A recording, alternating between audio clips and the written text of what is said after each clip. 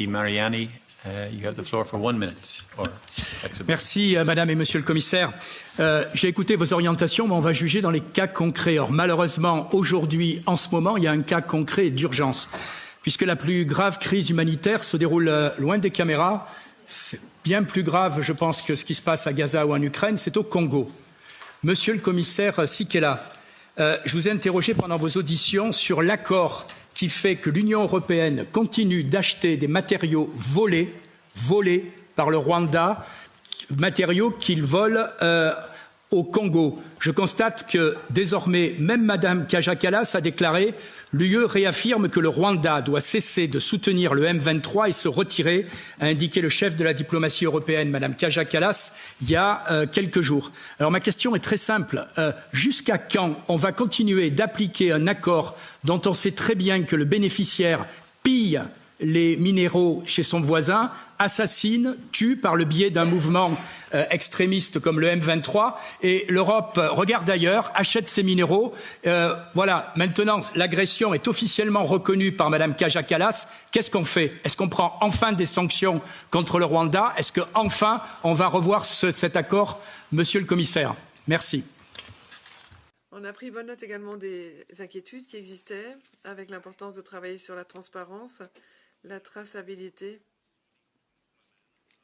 à certaines actions avant de mettre en œuvre toute autre coopération dans le cadre du protocole d'accord. Ce qui nous préoccupe vraiment, c'est la situation humanitaire, sécuritaire dans la partie orientale du Congo, avec notamment des tensions très fortes entre le pays et le Rwanda.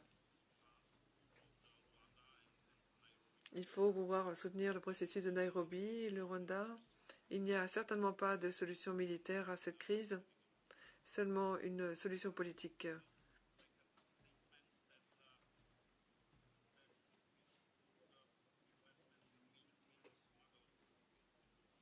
Qu'en est-il notamment des minéraux qui font l'objet de contrebande au Congo?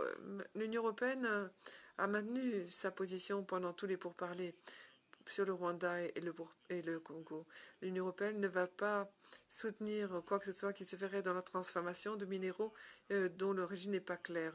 Au Rwanda, on se concentre ici sur la professionnalisation du secteur minier, avec notamment des actions de formation technique, entre autres, avec des garanties de travail sûres, lutter contre le travail des enfants, puis aussi assurer la conformité avec les normes de sécurité environnementale internationale. Mais il est certain qu'on va essayer d'utiliser des instruments économiques et diplomatiques pour pouvoir mettre un terme à tout cela. Mais c'est un processus ardu. J'en viens maintenant à votre demande pour de rationalisation. Là, je suis tout à fait d'accord avec vous. Je vois bien que le niveau de priorité, et là je vous le dis vraiment tout à fait honnêtement, je préfère plutôt faire en sorte que tout soit prêt pour avoir une bonne impression de ce qui se passe, de ce qui se fait, notamment pour les produits semi-finis.